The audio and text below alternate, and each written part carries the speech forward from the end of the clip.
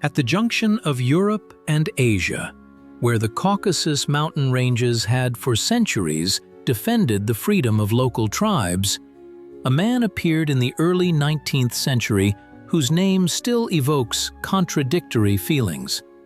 Aleksey Petrovich Yermolov, a general whose figure looms over the history of the conquest of the Caucasus like a storm cloud over mountain peaks. For some, he is a hero who brought Russian order to a restless land. For others, a ruthless conqueror who drowned the freedom of the Highlanders in blood. He was called the proconsul of the Caucasus, by analogy with the governors of ancient Rome who ruled distant provinces almost as independent monarchs. His methods strangely intertwined Roman inflexibility and Eastern cunning, European rationality, and Asian cruelty. He created a system of governance based on fear and respect, which for decades defined the nature of the Russian presence in this region. But was this system effective?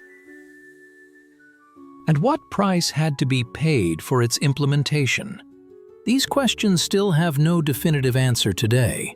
Aleksey Petrovich Yermolov was born in 1772 into the family of an impoverished nobleman from the Oriol Governorate. His father, a retired captain, could boast neither wealth nor connections at court, yet he managed to provide his son with an excellent education.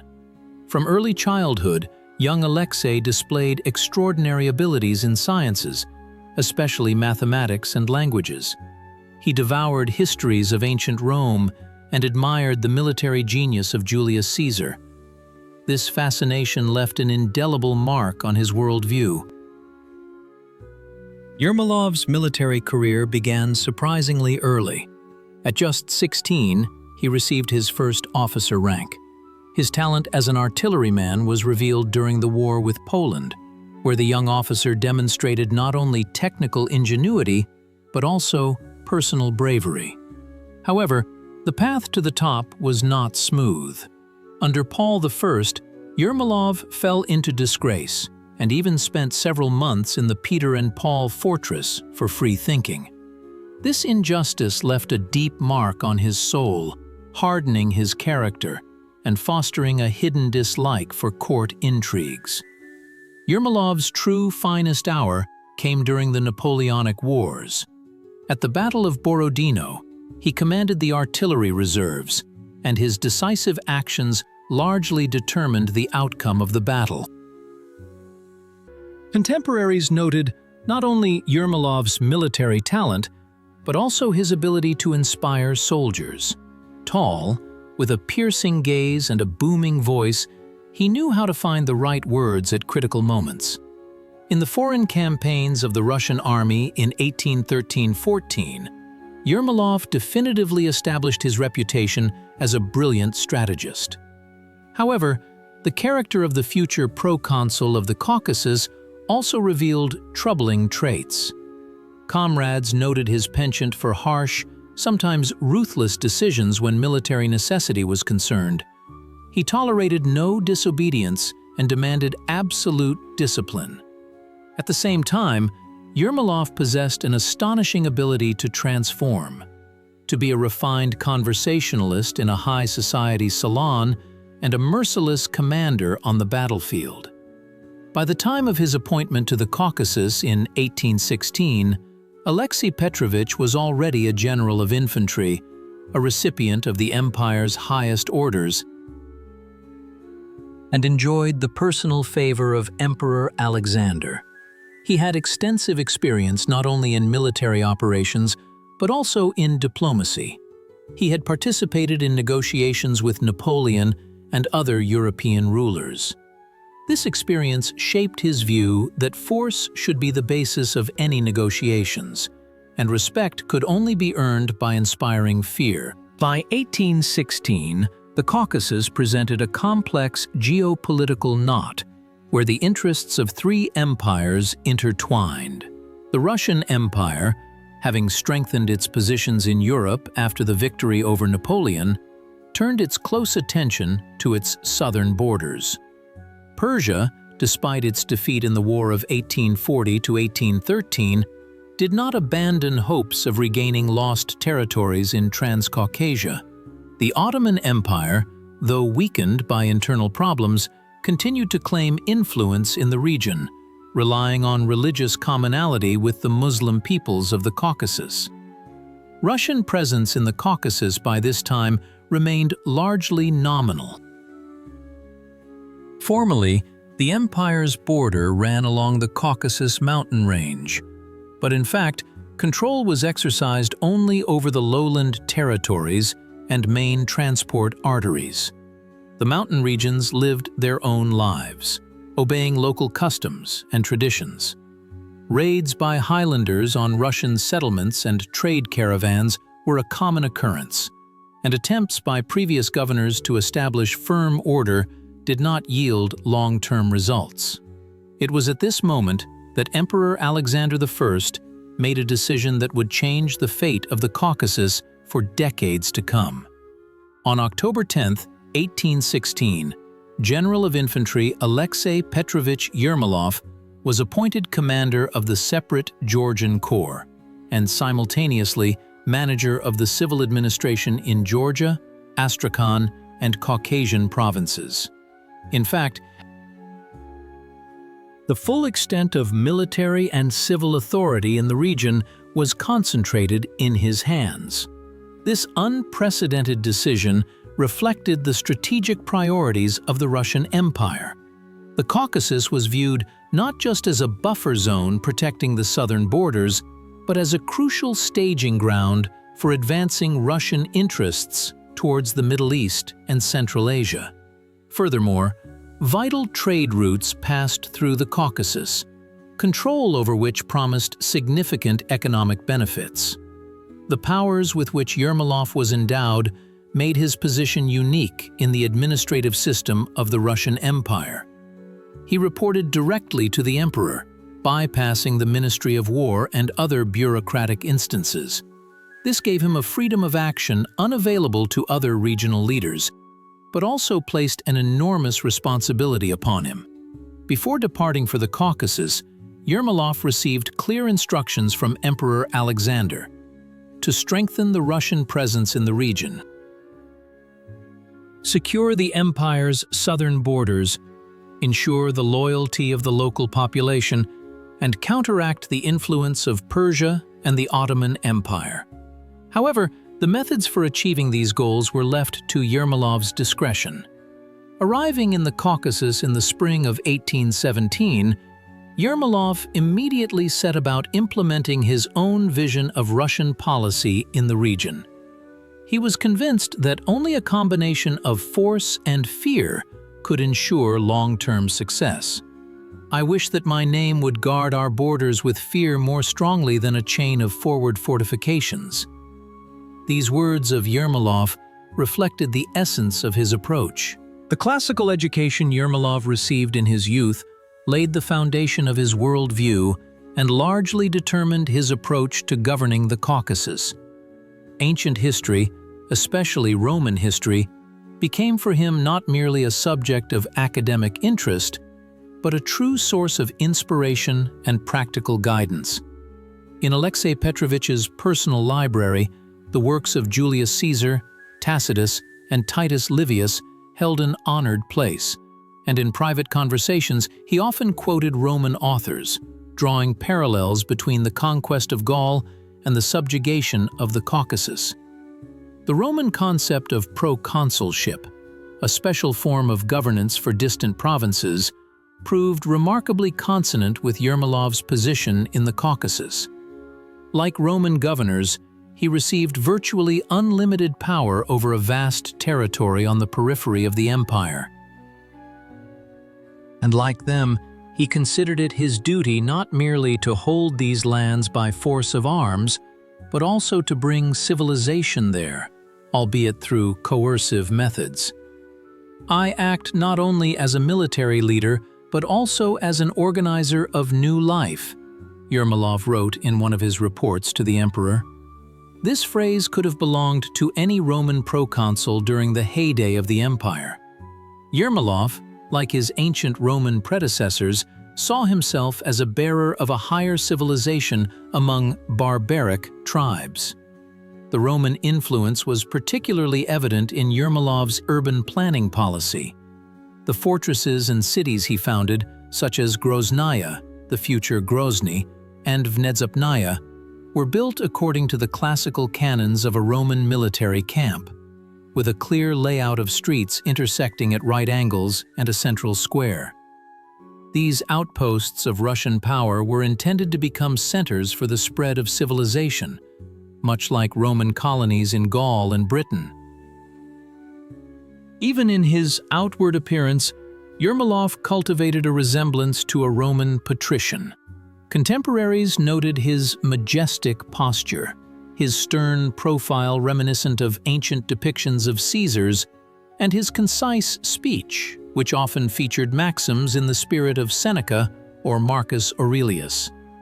He deliberately avoided Oriental luxury in clothing and decor, preferring simplicity and austerity, which also corresponded to the ideals of the Roman military aristocracy. In military strategy, Yermolov also followed Roman models. His system of fortified lines, advancing deeper and deeper into the mountains, resembled the methods by which Rome subjugated the unruly tribes of Germany and Britain. The principle of divide and conquer, actively employed by Yermolov in relations with the mountain peoples, was directly borrowed from the arsenal of Roman diplomacy. Yermolov attached particular importance to the construction of roads connecting fortified points.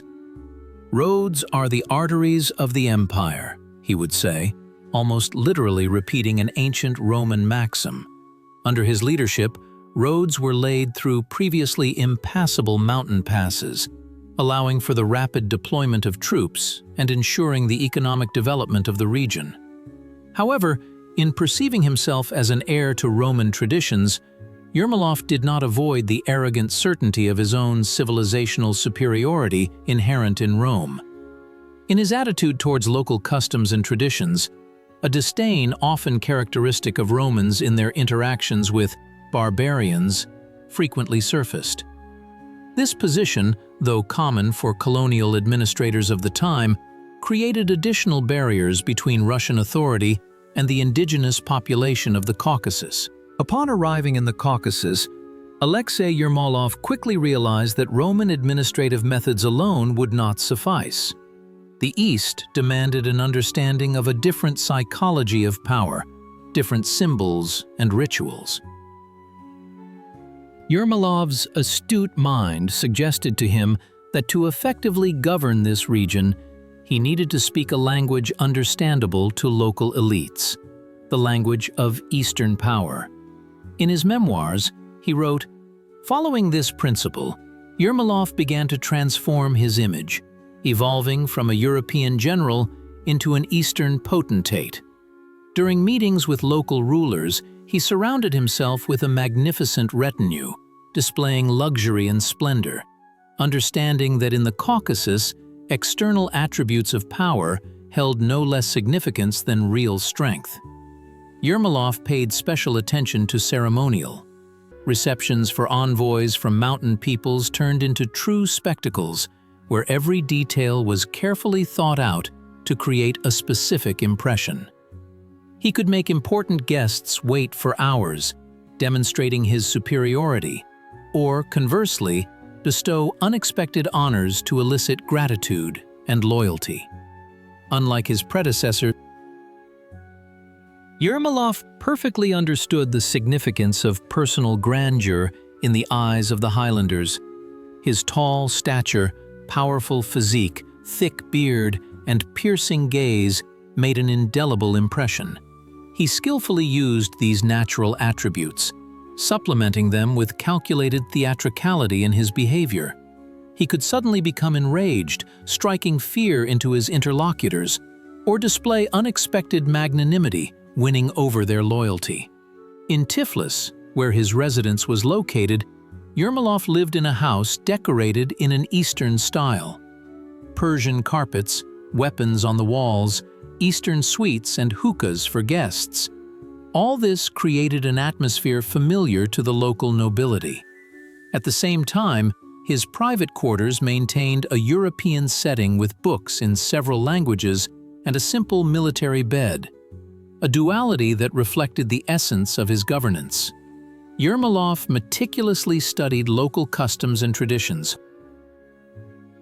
understanding that knowledge of cultural codes was the key to effective governance. He mastered the basics of several Caucasian languages, though he more often used interpreters. More important was something else. He understood the psychology of the Highlanders, their concepts of honor, dignity, and power. Yermolov's Eastern style of rule was particularly evident in his relations with Chechen and Dagestani rulers. He skillfully played on the contradictions between them, generously rewarding the loyal and ruthlessly punishing the disobedient. "I do not bargain with traitors, and I do not buy loyalty. I demand it." This phrase of Yermolov became the quintessence of his political credo in the Caucasus. To St. Petersburg, however, Yermolov sent reports written in a strict European style, full of rational arguments and strategic calculations. For the emperor and high dignitaries, he remained an enlightened European general, a bringer of civilization to the wild Caucasus. This duality allowed him to act effectively in two worlds simultaneously, maintaining the trust of St. Petersburg and inspiring awe in the Caucasus. Yermolov's military strategy in the Caucasus was a brutal but methodical system for suppressing the resistance of the mountain peoples. At its core was a principle that Aleksey Petrovich himself articulated with utmost clarity. Quote, "Zero." His approach radically differed from that of his predecessors, who sought compromises and temporary agreements with local rulers. Yermolov developed a strategy later known as, quote, "One."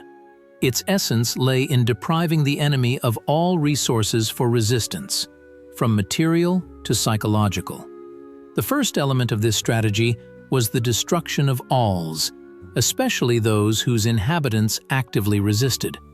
Yermolov wrote in orders to his subordinates, "Punitive expeditions methodically burned houses, destroyed food supplies, and drove away livestock, everything that could serve as a basis for resistance."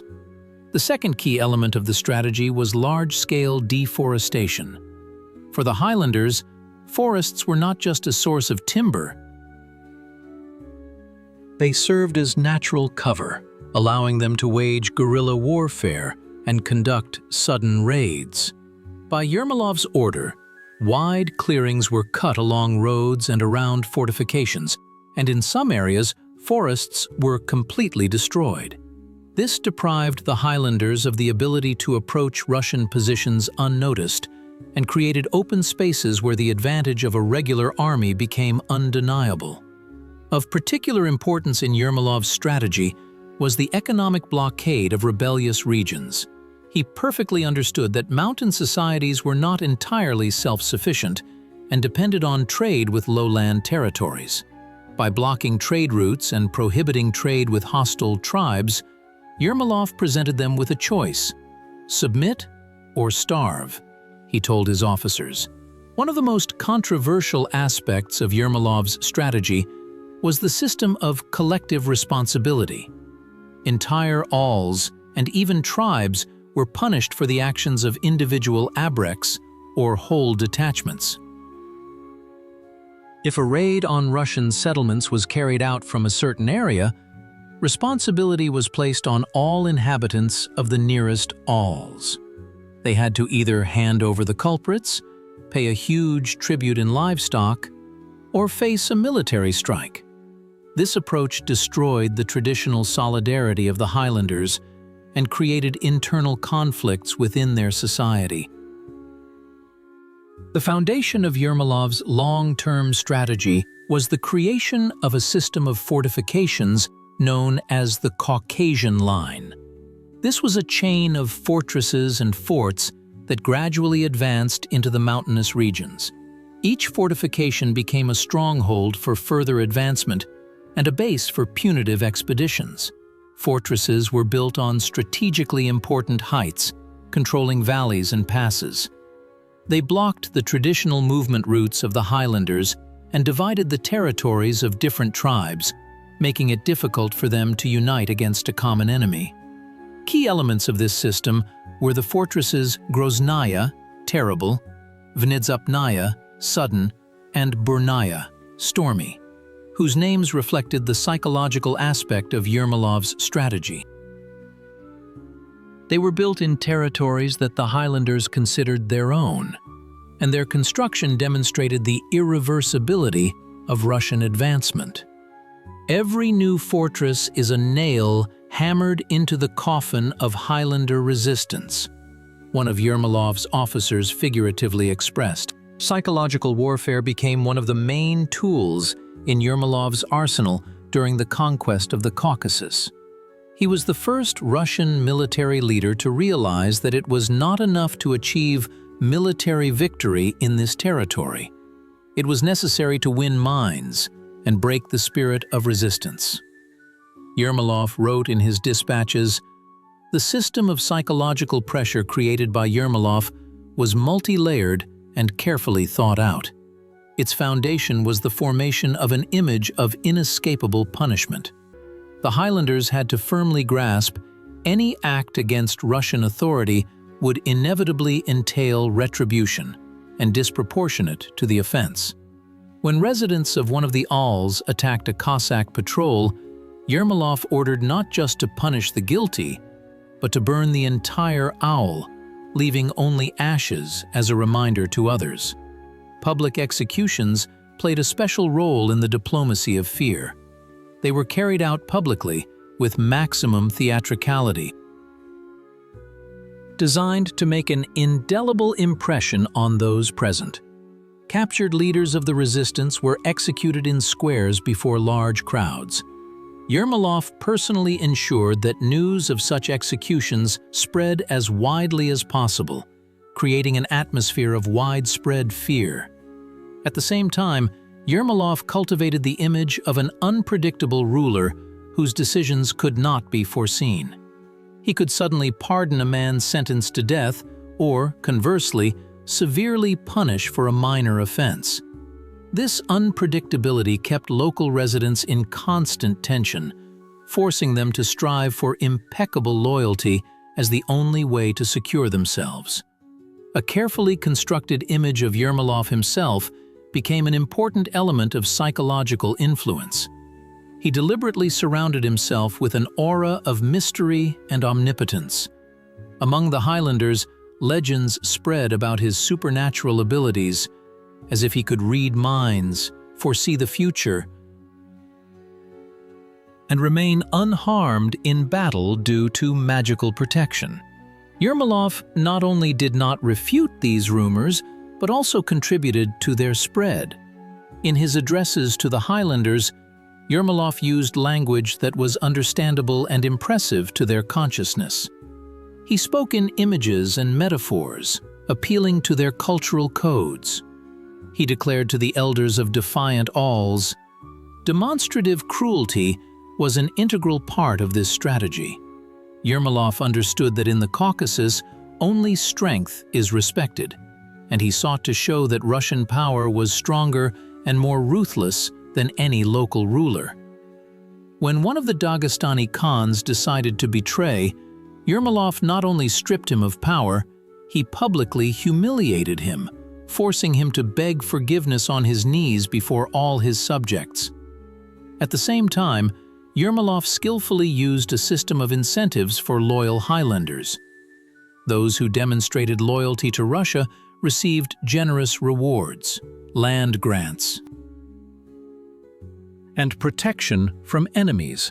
This carrot-and-stick policy created a split among the local population, undermining the unity of resistance. Yermolov also actively employed hostage-taking tactics. Hostages were required from each significant clan or aul, usually sons of influential elders. These young men were held in Russian fortresses, received an education, but at the same time served as a guarantee of their family's loyalty. Any act against Russian authority could cost the hostages their lives, and the Highlanders understood this well. The construction of Russian fortresses on strategically important heights also became a peculiar psychological weapon. These outposts not only controlled the territory militarily, they served as a constant visible reminder of the empire's presence, of its determination to stay there forever. The very names of the fortresses, Groznaya, terrible, Внезапная, sudden, Burnaya, stormy, were chosen to instill fear. As a result of this long-standing psychological war, Yermolov managed to achieve significant success in the conquest of the Caucasus. Many tribes recognized Russian authority, and raids on Russian settlements and trade routes ceased. However, this policy also had a downside. It generated deep hatred for Russian authority, which later led to the long and bloody Caucasian War. Upon arriving in the Caucasus, Yermolov faced not only military challenges, but also the necessity of establishing a fundamentally new system for governing this complex region. The existing administrative system was archaic, inefficient, and failed to meet the strategic interests of the Russian Empire. The proconsul of the Caucasus embarked on reforms with the same determination with which he conducted military campaigns. The first step was territorial reorganization. Yermolov divided the lands under his control into military administrative districts, each governed by a Russian officer. This system resembled Roman provincial administration and allowed for tighter control over the territory. A distinctive feature of the new structure was the combination of military and civil authority in one person. The district head simultaneously commanded the troops stationed there and managed the civil administration.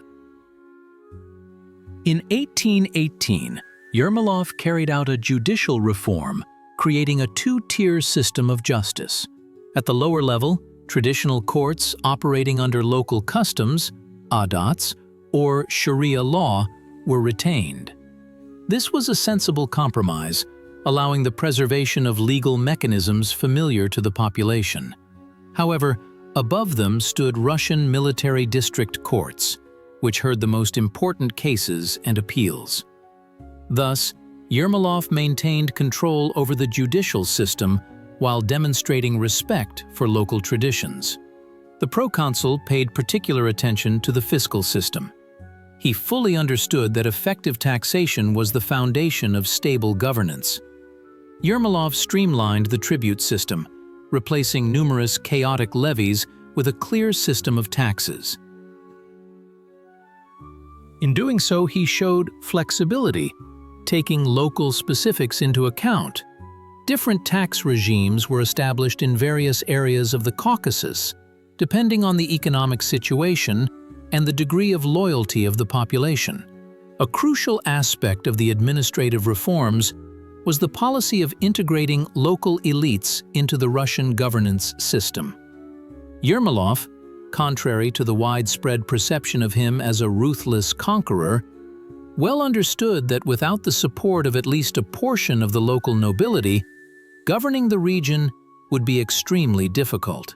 He created a system of privileges for local Caucasian aristocrats loyal to Russia, including the conferment of officer ranks, monetary pensions, and land grants.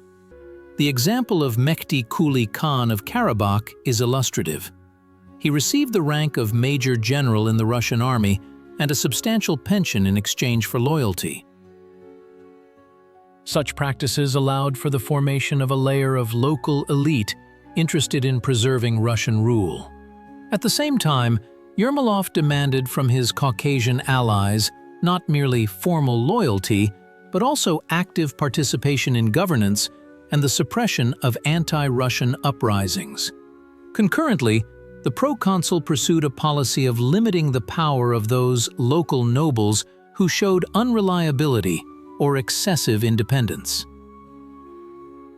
He did not hesitate to strip Khans and Beks, who were found to have ties with Russia's enemies, of their power and privileges.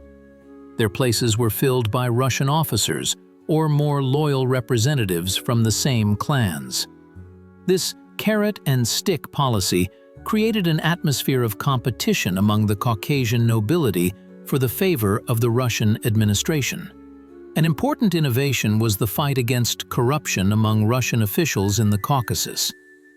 Yermolov demanded impeccable honesty from his subordinates and severely punished abuses. Quote, "Zero," he would say, understanding that corruption undermined the authority of power no less than military defeats.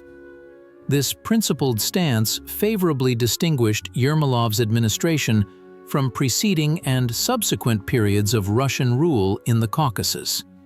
Yermolov paid special attention to the development of cities as centers of Russian influence and the new administrative system. Under his tenure, Grozny, Nalchik, Vladikavkaz, and other cities were founded or significantly expanded, becoming strongholds of Russian power.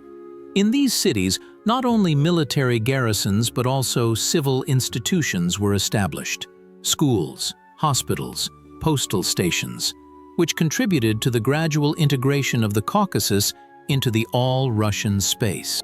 The Persian question was one of the key issues in Russia's foreign policy in the Caucasus in the early 19th century. Despite its defeat in the War of 1804 to 1813, Persia did not abandon hopes of regaining lost territories in Transcaucasia. It was in this direction that Yermolov was to prove himself not only as a military leader, but also as a skillful diplomat. In 1817, Yermolov headed an extraordinary embassy to Persia. The formal purpose of the mission was to congratulate Shah Fath Ali on his victory over the Turkmen tribes. But the true objectives were far more serious: to solidify the provisions of the Treaty of Gulistan and to demonstrate Russia's determination to defend its interests in the region. Preparations for the trip were meticulous. Yermolov studied Persian customs, traditions of diplomatic etiquette, and the intricacies of court life. He understood that in the East, form was no less important than substance.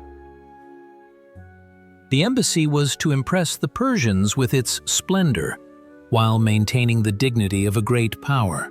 In Tehran, Yermolov encountered the sophisticated diplomatic maneuvers of the Persian court. The Persians demanded that the Russian envoy observe humiliating ceremonies, including removing his shoes before the Shah and kissing the carpet at his feet. Yermolov categorically refused. "I represent the Emperor of Russia and cannot demean his dignity." This firmness made a strong impression on the Persians, who were accustomed to foreign ambassadors making concessions for political gain. Yermolov, however, understood that any show of weakness would be perceived as Russia's readiness to yield on more substantial issues. During negotiations with the Shah and his ministers, Yermolov proved himself a master of diplomatic play. He skillfully combined firmness on matters of principle with flexibility on details, and exploited contradictions between various factions at the Persian court. When Persian ministers tried to drag out negotiations, Yermolov resorted to psychological pressure, declaring his intention to leave Tehran without signing any agreements. As a result of complex negotiations, Yermolov managed to secure confirmation of all articles of the Treaty of Gulistan. Furthermore, he succeeded in concluding a trade agreement that opened new opportunities for Russian merchants in Persia. This was a significant diplomatic success that strengthened Russia's position in the region. However, Yermolov understood that diplomacy in this region must be backed by military force. Upon returning to the Caucasus, he began to strengthen the borders with Persia. By his order, new fortresses were built and garrisons in border areas were reinforced. special attention was paid to intelligence. Yermolov created an effective network of informants that allowed him to monitor any Persian preparations for possible military actions. In 1821, tensions with Persia escalated again. Persian troops carried out a series of provocations on the border, and the Shah refused to fulfill certain provisions of the peace treaty. Yermolov responded with decisive actions, small but precise military operations that demonstrated Russia's readiness to defend its interests. One of the key episodes was the conflict over the Talish Khanate. Persia attempted to restore its influence in this strategically important region, inciting the local Khan to act against Russia. Yermolov uncovered this plan and delivered a preemptive strike. Russian troops occupied the Khanate, and the Khan himself was deposed and replaced by a more loyal ruler. In 1825, foreseeing the inevitability of a new war with Persia, Yermolov presented Emperor Alexander I with a detailed plan to strengthen Russian positions in Transcaucasia.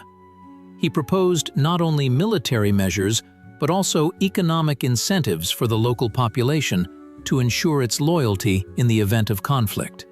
In his dispatches to St. Petersburg, Yermolov warned of the growing ambitions of the heir to the Persian throne, Abbas Mirza, who was actively modernizing his army with the help of British instructors. "Persia is preparing for revenge, and we must be ready to repel the blow," he wrote. Along with military campaigns and administrative reforms, Aleksey Yermolov paid special attention to the economic development of the Caucasus. He perfectly understood that the firm annexation of this region to the Russian Empire was impossible without creating a stable economic base. In his reports to the emperor, the proconsul repeatedly emphasized, "You can conquer a land with bayonets, but you can only hold it with the well-being of the population." Urban development became one of the priorities of Yermolov's economic policy. Under him, cities such as Groznyia, the future Grozny, Nalchik, and Yekaterinodar were founded or significantly expanded. These settlements were conceived not only as military outposts, but also as centers of trade and crafts. Yermolov personally approved urban development plans, insisting on wide, straight streets, convenient squares for trade, and the mandatory allocation of spaces for schools and hospitals. Special attention was paid to Tiflis as the administrative center of the Russian Caucasus. Under Yermolov, the city began to acquire a European appearance. New administrative buildings, paved streets, and bridges across the Kura appeared. The proconsul encouraged the resettlement of Russian merchants and artisans to Tiflis, thereby creating a multinational urban environment. Yermolov's trade policy was aimed at integrating the Caucasian economy into the all-Russian one. He established a unified system of weights and measures, introduced regular fares in large settlements, and ensured the safety of trade routes. Special attention was paid to transit trade between Russia and Persia, which brought significant revenues and contributed to the economic revitalization of the region. In mountainous areas, Yermolov encouraged the development of traditional crafts, weapon production, carpet weaving, and jewelry making. At the same time, he sought to bring these crafts under the control of the Russian administration, on the one hand, to ensure the quality of products, and on the other, to prevent the manufacture of weapons for anti-Russian uprisings. In the field of agriculture, the proconsul of the Caucasus proved to be a bold experimenter. On his initiative, experimental farms were established in the Caucasus, where new agricultural crops for the region were tested. Special attention was paid to viticulture and winemaking. Yermolov invited French specialists to improve local wine production technologies. One of the most ambitious projects was the development of sericulture. Yermolov believed that the climatic conditions of Transcaucasia were ideal for silkworm breeding. By his order, mulberry tree plantations were created and silk processing workshops were organized. This project had not only economic but also strategic significance. Russia sought to reduce its dependence on silk imports from Persia and China.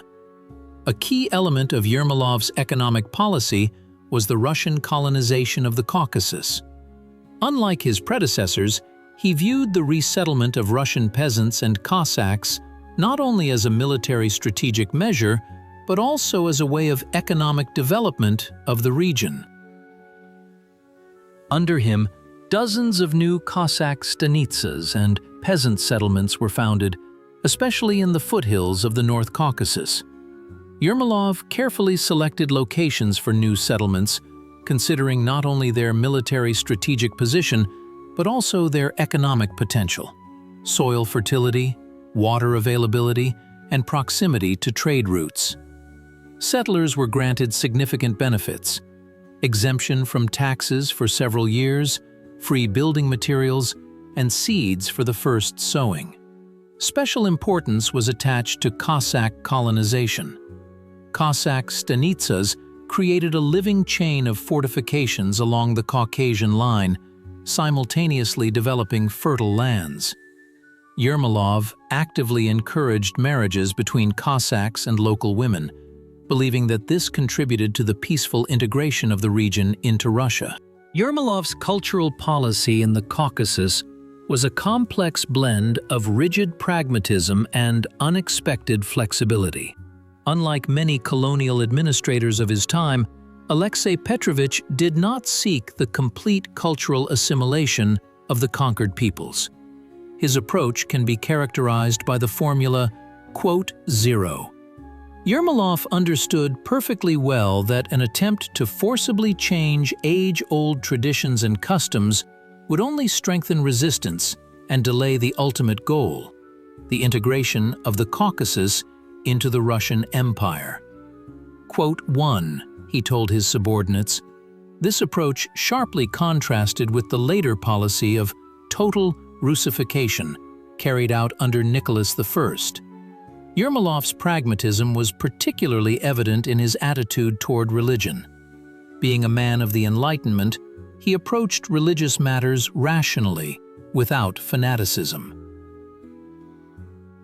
Yermolov did not hinder the practice of Islam in controlled areas, and even showed respect to Muslim spiritual leaders if they demonstrated loyalty to Russia. He understood that attempts at forced Christianization would only intensify religious fanaticism and push the Highlanders toward jihad.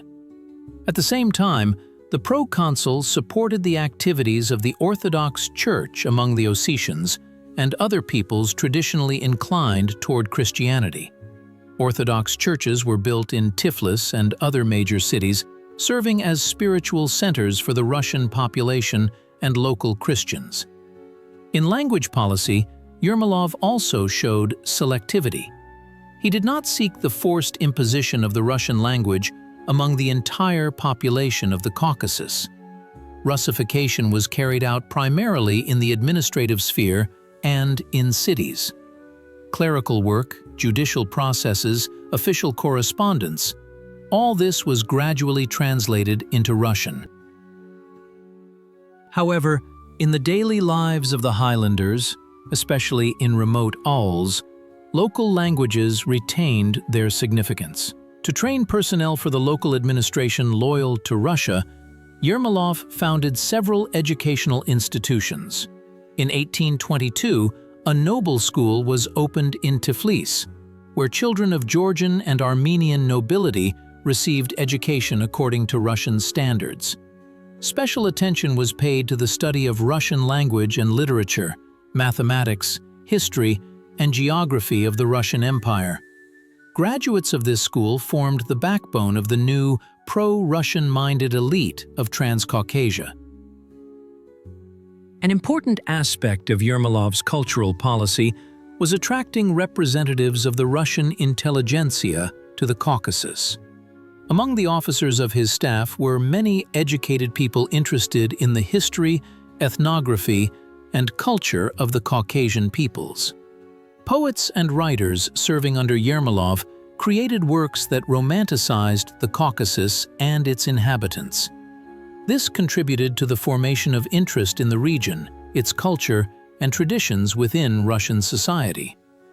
Yermolov himself encouraged the study of Caucasian languages, customs, and history. He understood that a deep knowledge of the adversary's culture provides an advantage in military and political confrontation. At his initiative, dictionaries of Caucasian languages were compiled, and ethnographic materials were collected.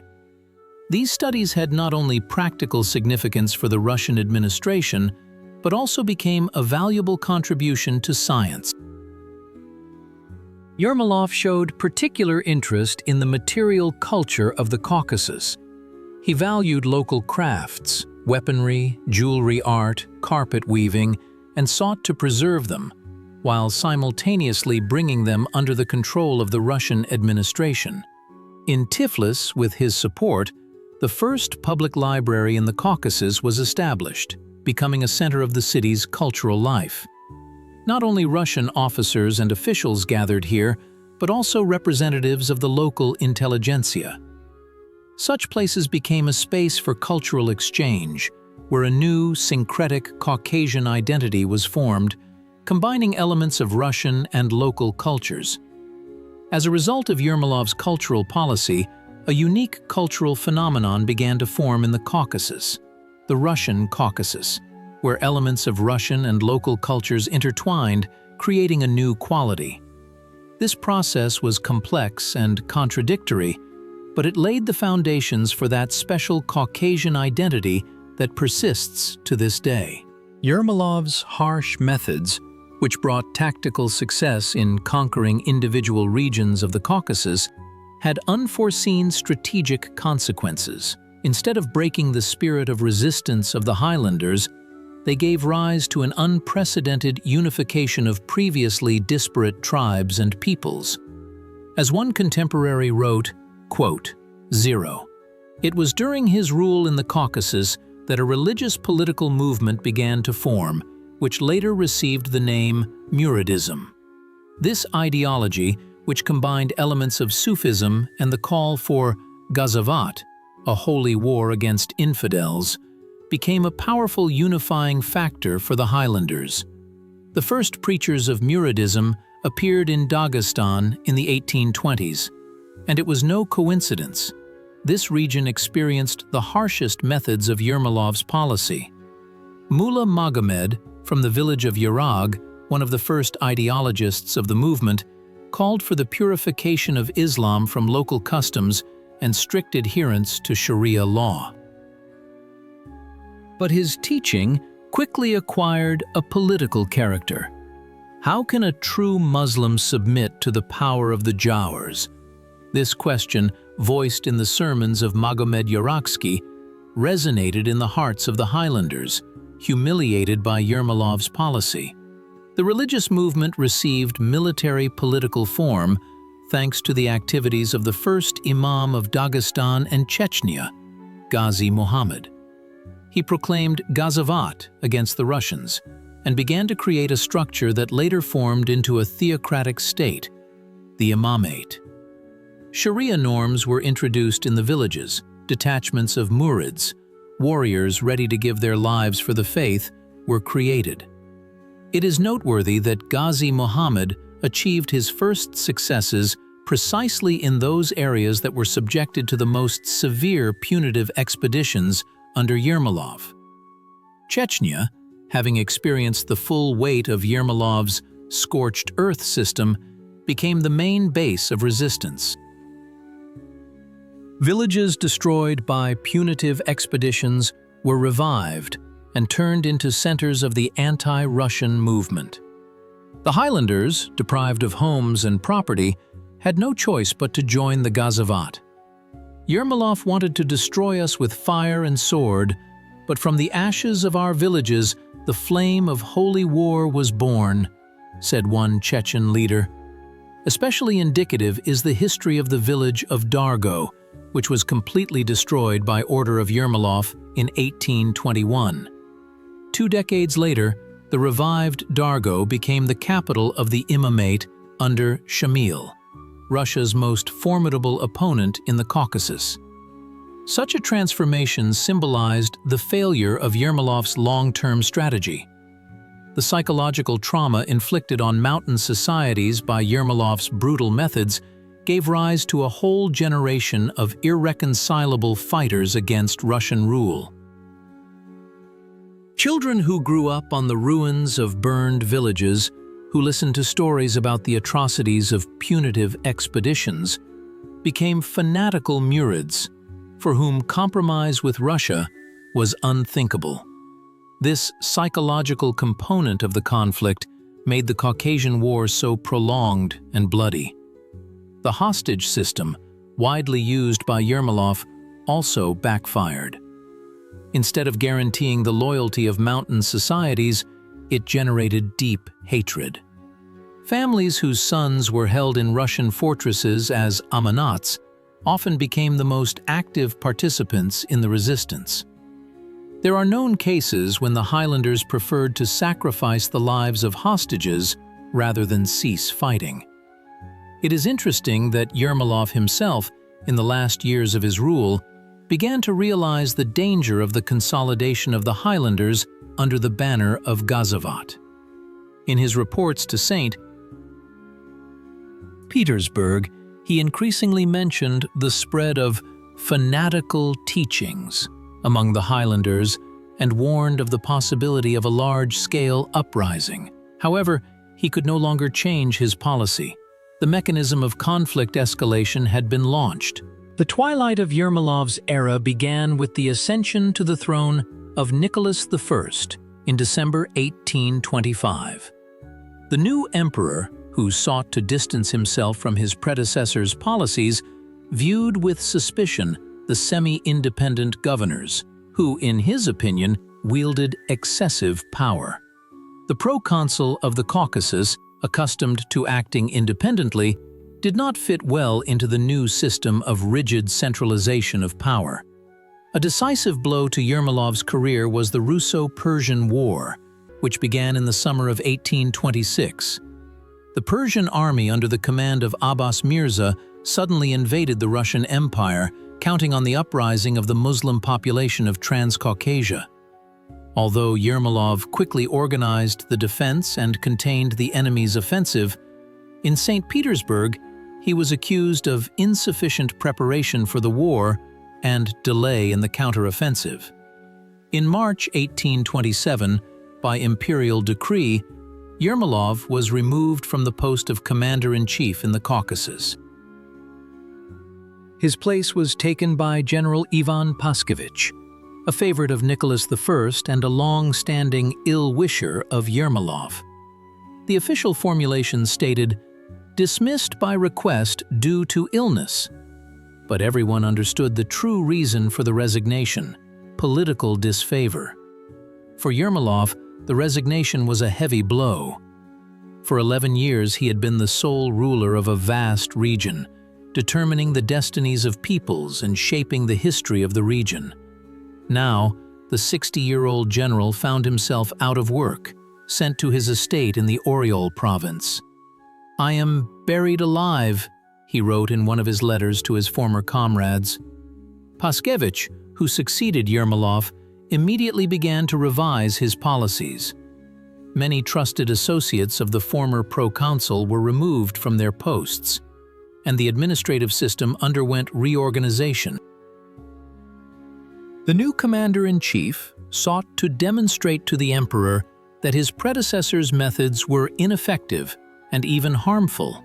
The irony of fate was that Paskevich achieved decisive victories over the Persians and Turks, using the army trained by Yermolov and relying on the system of fortifications he had created.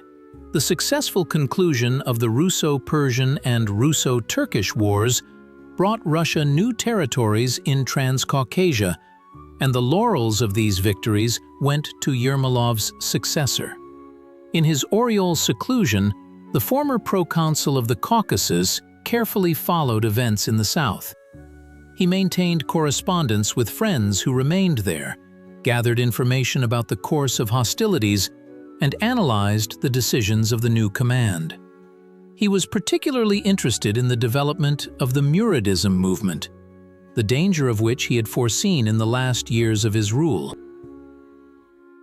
In 1831, when the Polish uprising broke out, Yermolov appealed to the emperor with a petition for reinstatement into service. Nicholas I rejected this request but appointed the disgraced general as a member of the State Council, an honorary position that, however, did not grant real power. Despite formal recognition of his merits, Yermolov never returned to active duty. He became a living legend, to whom young officers heading to the Caucasus came for advice. Alexander Pushkin, who met with Yermolov in 1829, called him the Sphinx of modern history, hinting at the enigmatic nature of his resignation and his ambiguous historical role. Meanwhile, a war was raging in the Caucasus, the scale of which surpassed everything Yermolov had encountered. The Muradism movement, which originated under him as a local phenomenon, turned into a powerful force under the leadership of Imam Shamil. The Highlanders created a theocratic state, the Imamate, which successfully resisted the regular Russian army for 2 decades. The image of Aleksey Yermolov in historical memory is a battlefield no less fierce than the battles he waged in the Caucasus. For some, he is a hero. For others, a tyrant. For some, a builder of empire. For others, a destroyer of ancient cultures. This contradictory assessment did not emerge today. It accompanied Yermolov during his lifetime and only intensified with time. In 19th-century Imperial Russia, Yermolov was elevated to the rank of national hero. His portraits adorned military academies, and poems and songs were composed about him. His heroization was particularly vivid in fiction. Alexander Pushkin, who met Yermolov in 1829, created a romantic image of the disgraced hero, a lion solitarily reposing on his deathbed. In the works of Lermontov, who served in the Caucasus, Yermolov appears as a legendary commander whose name strikes fear into the Highlanders. The official historiography of the time emphasized Yermolov's state wisdom, his strategic genius, and his devotion to the empire. Biographers deliberately smoothed out the sharp edges of his administrative methods, presenting cruelty as an inevitable necessity. This is how his policy was characterized by the empire's apologists. On the other hand, in the oral tradition of the Caucasian peoples, a completely different image was formed. In Chechen and Dagestani legends, Yermolov, Yarmol, appears as a demonic figure, an embodiment of evil and destruction. Popular memory preserved stories of burned alls, mass executions, and forced resettlements. These stories were passed down from generation to generation, forming a persistent rejection not only of Yermolov, but of Russian rule in general. Surprisingly, in Soviet historiography, the assessment of Yermolov's activities underwent only cosmetic changes. Despite official criticism of colonialism, Soviet historians continued to see him as a progressive figure who contributed to the inclusion of the Caucasus into the orbit of a more developed Russian civilization.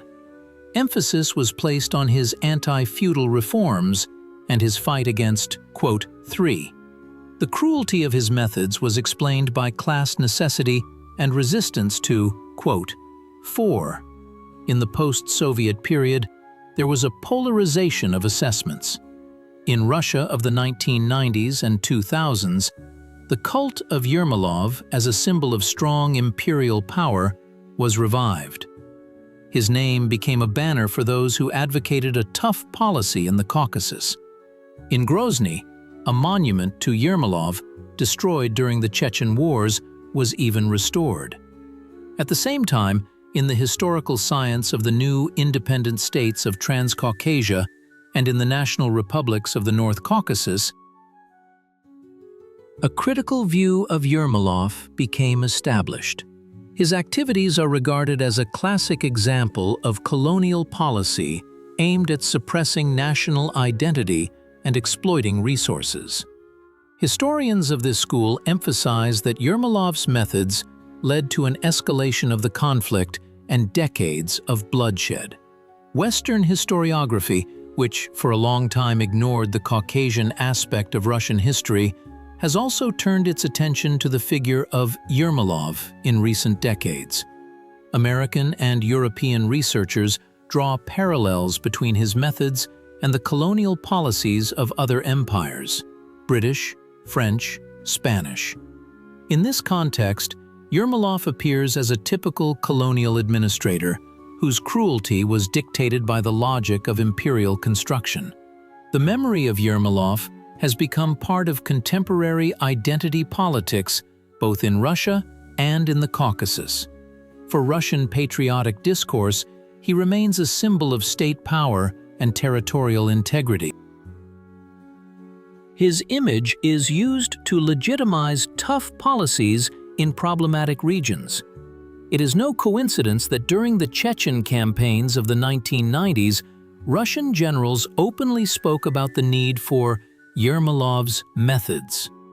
For many Caucasian peoples, on the contrary, resistance to Yermolov has become an important element of national mythology, a symbol of the struggle for freedom and the preservation of identity. The names of Shamil, Ghazi Muhammad, and other leaders of anti-Russian resistance are revered as national heroes. Yermolov's lessons for the empire and for modernity are complex and contradictory, much like his own figure. 2 centuries later, we are still trying to comprehend the legacy of the proconsul of the Caucasus, to understand which of his methods proved effective and which only begot new problems and conflicts. The most important lesson of Yermolov's policy is that military victory does not guarantee long-term political success.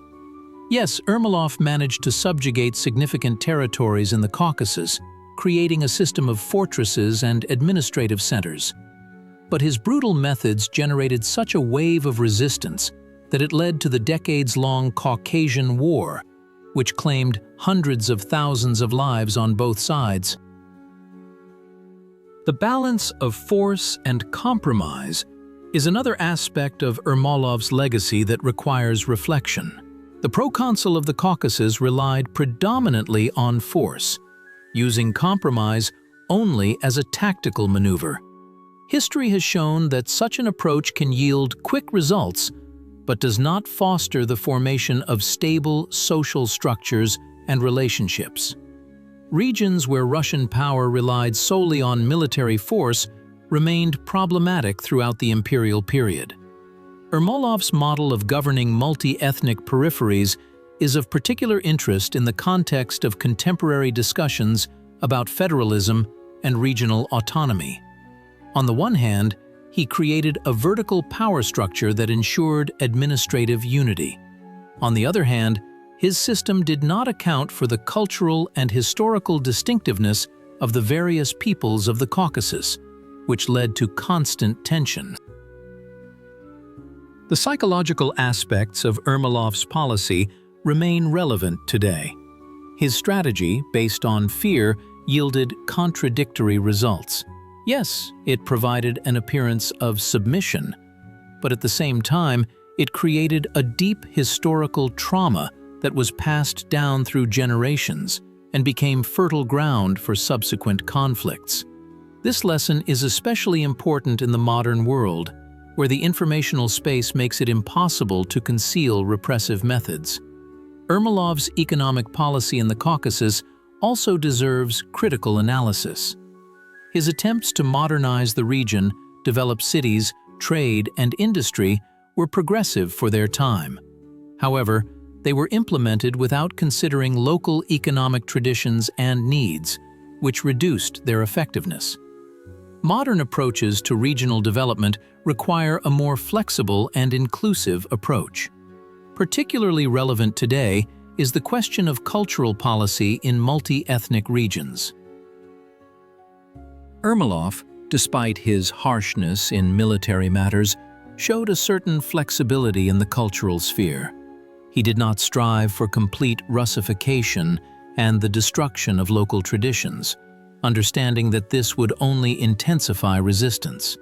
This pragmatic approach contrasted with subsequent attempts at cultural unification and can serve as a certain guide for modern cultural policy. Yermolov's legacy in Russian-Caucasian relations remains contradictory. For many Russians, he is a hero who expanded the fatherland's borders and brought civilization to the mountainous regions.